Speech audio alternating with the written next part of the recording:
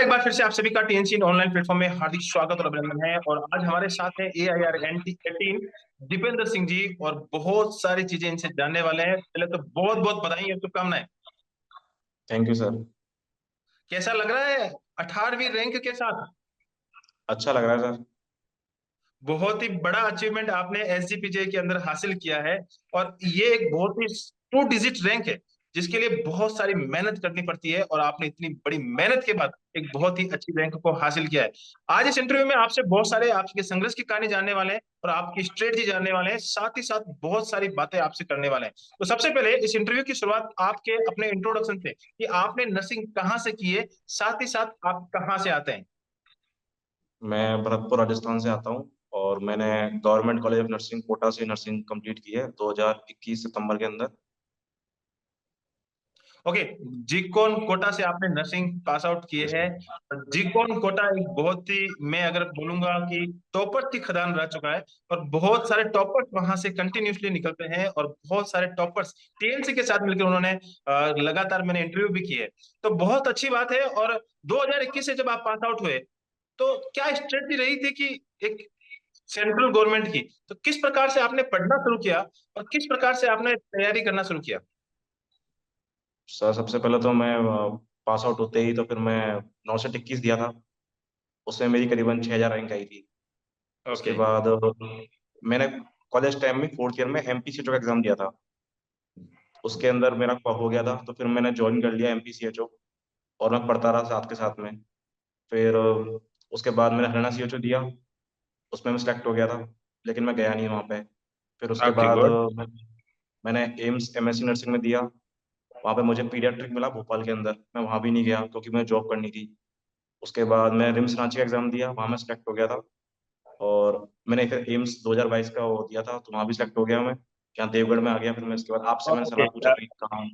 बिल्कुल बिल्कुल। आज भी मुझे याद है कि जब आप MPCH से जब आप कंप्लीट करके निकल रहे थे, तो आपने टीएनसी के पास कॉल किया था कि सर, मेरे सीनियर्स ने आपके यहाँ से कोचिंग की है, तो मैं भी वहां से करना चाहता हूँ। और आपने कंटिन्यूसली वहां से टीएनसी का साथ दामन थामा, और एक समय में 2 सिलेक्शन, बहुत ही शानदार, रिम्स रांची और नॉर्थ 2022 में आपका सिलेक्शन हुआ था। तो उसी दिन से मेरी बात हुई थी कि हाँ, कौन सा एम्स, कौन सी जगह चूज करने के लिए आपने फोन किया था। आज भी मुझे याद है।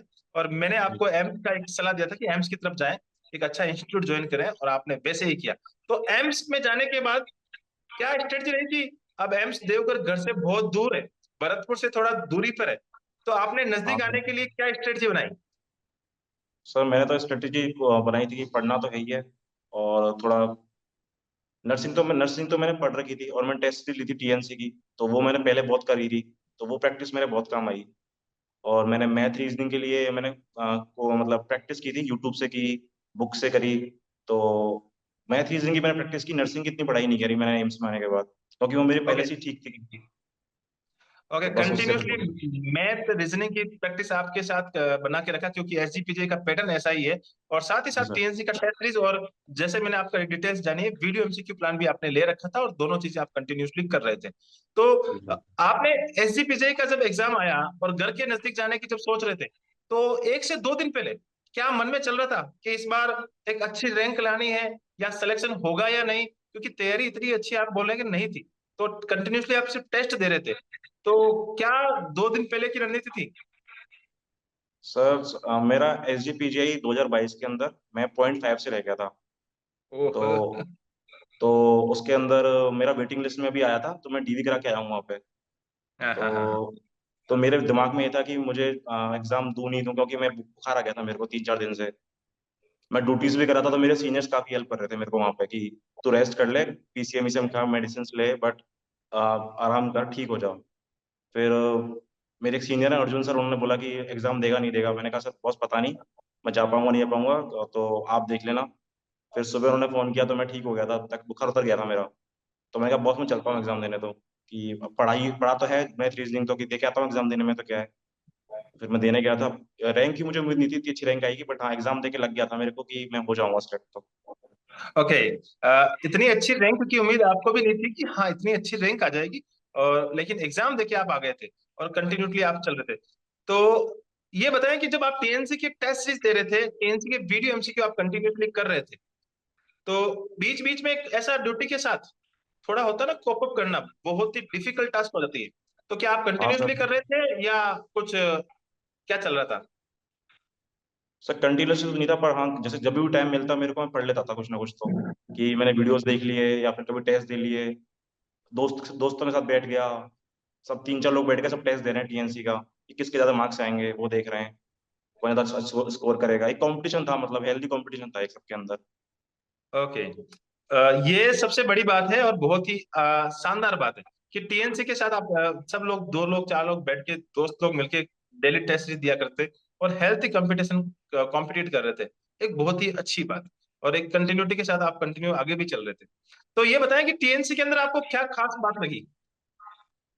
सर एक तो रोज एग्जाम होना बहुत अच्छी बात है, और वो टीएनसी का पैटर्न समझना एग्जाम का वो बहुत अच्छा लगा मेरे को, कि वो एग्जाम को समझता है कि कैसे क्वेश्चन फ्रेम होते हैं, कैसे क्वेश्चन आते हैं, किस टॉपिक से कैसे निकलते हैं। आप काफी टाइम सेव होता है आपका, आपको पूरा टॉपिक पढ़ने की नीड नहीं है। If you are join, if आप कनेक्टेड हो टीएनसी तो आपको पता है कि वो टॉपिक इंपॉर्टेंट है, वहां से क्वेश्चन आएगा तो आप वहां से कवर कर सकते हो बहुत ओके, इजीली। बहुत ही अच्छी बात है। और आपने एक यूनिक बात बताई है कि टीएनसी के अंदर पेपर जो सेट करने की जो कला है वो बहुत ही शानदार है। वैसे तो बहुत सारी मार्केट में टेस्ट सीरीज चलती है, लेकिन जो एक्सपर्ट्स की जो एक साथ व्यूज मिलते हैं और एक्सपीरियंस, जिसके पास 20+ की एक्सपर्ट्स टीम होती है, और बहुत सारे एक्सपर्ट ऐसे हैं कि जिन्होंने रैंकर्स निकाली है, तो उनका एक्सपीरियंस आपके साथ जब जुड़ता है तो अच्छी रैंक आना लाजमी बनता है। तो बहुत ही अच्छी बात। तो आप जब तैयारी कर रहे थे तो ये बताएं कि कौन कौन सी बुक्स आपके हेल्प रही है, ये बुक्स के बारे में भी बताएं। सर बुक्स तो मैंने ऐसा कुछ खास पढ़ी नहीं, टारगेट है थी वो पढ़ी थी थोड़ी बहुत, और नोट्स वोट्स देख लिए थे, बस इतना ही था। ओके, बुक्स कोई आपने खास प्रेफर नहीं की, टारगेट हाई, मतलब नोट्स आप कंटिन्यूसली और लगातार आप टेस्ट सीरीज दे रहे थे। बहुत ही हाँ अच्छी बात। एक चीज जो लास्ट में मैं इस इंटरव्यू में जानना चाह रहा हूँ कि आपने ड्यूटी के साथ, जो बच्चे इस वीडियो को देख पा रहे हैं और बहुत सारे बच्चे ऐसे हैं जो अभी एम्स में लगे हुए हैं और अपने घर के नजदीक आना चाह रहे हैं, तो ड्यूटी के साथ आपने ऐसा कुछ स्पेशल प्लान बनाया या ऐसे ही नॉर्मली जब चलते गए? तो क्या स्ट्रेटजी रही होगी वो जरूर शेयर करें, क्योंकि इस इंटरव्यू में बहुत सारे बच्चे ऐसे भी हैं जो ऑलरेडी लग चुके हैं, फिर अपने घर के नजदीक आना चाह रहे सर, सबसे पहले तो मेरे घर पे मम्मी है, वो मुझे काफी मोटिवेट करती है। हमेशा वो कहती थी घर आना है, घर आना है, तो घर के पास आ कैसे भी करके, चाहे कुछ भी हो जाए। तो सबसे बड़ा मोटिवेशन तो मम्मी है, क्योंकि वो हमेशा मोटिवेट करती है। और सेकंड थॉट ये था कि मुझे निकलना है यहाँ से, क्योंकि बहुत दूर है करके, मुझे यहाँ नहीं रहना। हैं। तो ओके, बस गुड। एक चीज थी, मैं सबसे कहना शुरू कर दिया कि निकलना है मेरे को यहाँ से बस।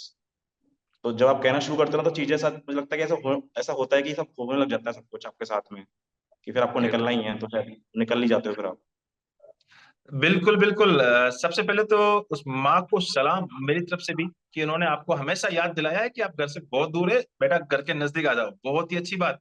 और दूसरी बात, आपने शाहरुख खान का वो डायलॉग याद दिला दिया कि हाँ कायनात वाला बस। डायलॉग, जो आप अगर दिल से चाहते हैं तो कायनात पूरी आपके सपोर्ट में हो जाती है। बिल्कुल सही डायलॉग है, और बिल्कुल अगर प्रैक्टिकल लाइफ में भी देखें तो जैसा सोचते हैं वैसा ही होने लगता है। अगर आप नेगेटिव सोचते हैं तो नेगेटिव होता है, और पॉजिटिव सोचते हैं तो पॉजिटिव होता है। बहुत ही अच्छी बात है। सबसे लास्ट मेरा एक क्वेश्चन आपसे है कि आपने इतने सारे सिलेक्शंस लिए, सबसे पहले आप सीएचओ में गए, उसके बाद आपने रिम्स रांची का सिलेक्शन लिया, उसके बाद आपने देवगढ़ का सिलेक्शन लिया, कंटिन्यूसली आप टीएनसी के साथ आगे बढ़ रहे हैं, वीडियो एमसीक्यू आप कंटिन्यूसली देख रहे हैं, और लास्ट में आपने अपने डेस्टिनेशन एसजीपीजे को हासिल किया, वो भी अच्छी रैंक के साथ। तो जितने भी इस इंटरव्यू को देख रहे हैं उनके लिए आप क्या सजेशन देना चाहेंगे कि आप ही कितने एक बहुत ही अच्छी रैंक को हासिल करें? सर सबसे पहले तो मैं ये कहना चाहूंगा कि अपना कॉन्फिडेंस को हमेशा ऊपर रखें, हाई रखें, कॉन्फिडेंस को, कॉन्फिडेंस नहीं गिरने दें कभी भी। चाहे दुनिया कुछ भी कहे, आप दुनिया की नहीं सुने, खुद को आप किससे कम नहीं समझें। हो सकता है कि आज अच्छे रिजल्ट नहीं आ रहा हो, आपका रैंक कम आ रही हो, बट खुद को विश्वास रखें कि एक दिन ऐसा आएगा कि आप भी टॉप करोगे, सब कुछ होगा जो आप चाहते हो। तो बस कॉन्फिडेंस को ऊपर रखो हमेशा। ओके, कॉन्फिडेंस को सबसे ऊपर रखना, ये आपने एक बहुत ही अच्छी बात बोली है। और उसके साथ किस प्रकार से तैयारी करें वो भी एक सजेशन दें। तैयारी सर, एक तो एग्जाम पैटर्न को समझें। तो सबसे पहले तो एग्जाम क्या चाहता है। अगर आप एसजीपीजे में आप देखें तो 40 मार्क्स का जीके, इंग्लिश, मैथ, रीजनिंग आया था। अगर आप वही पढ़ के नहीं जाओगे तो कैसे सिलेक्ट होगे, तो आपको पैटर्न समझना बहुत जरूरी है। फिर आप कोई टेस्ट सीरीज अच्छी लें, जैसे टीएनसी की तरह, टीएनसी समझता है पूरा, कि कहाँ से कैसे क्वेश्चन आते हैं, तो आप उसको कर सकते हो ज्वाइन। इसमें टीएनसी ने बहुत हेल्प किया, क्योंकि उसके वीडियो एमसीक्यू और टेस्ट सीरीज ने काफ़ी हेल्पफुल था, क्योंकि वो समझते हैं उस पैटर्न को, एग्जाम के पैटर्न को, तो वहाँ से बहुत हेल्प हो जाती है। और सेकंड, अच्छे क्वेश्चन प्रैक्टिस करें डेली। ऐसा नहीं है कि आप छोड़ दो पढ़ाई 2 दिन तक 3 दिन तक फिर आप पढ़ रहे हो, तो वो गलत है। कंटिन्यूटी बहुत जरूरी है, चाहे भले आधा घंटा पढ़ो आप दिन में, पर पढ़ो, आधा घंटा पढ़ो। ओके, बहुत ही अच्छी बात बताई है कि अगर सिलेक्शन लेना है तो एग्जाम के लेवल को समझना और टीचर के माइंड को समझना बहुत ज्यादा जरूरी है। यानी टीचर क्या चाहता है और एग्जामिनर आपसे क्या चाहता है, वो चीज जानना आपके लिए बहुत ज्यादा जरूरी है। और उसके लिए टीएनसी की टीम यानी एग्जामिनर के माइंड को रीड करती है और उसी के लेवल पे टीएनसी की टेस्ट सीरीज, वीडियो एमसीक्यू और फुल कोर्स को बनाया गया है। और वहीं से क्वेश्चन आपके एग्जाम में आते हैं और जिससे आपको बहुत बड़ा लाभ मिलता है। आप हमेशा ऐसे ही अपना नाम और अपने माता पिता का नाम, साथ ही साथ इस टीएनसी का नाम हमेशा रोशन करते रहे। Thank you so much for attending the interview session. Thank you so much.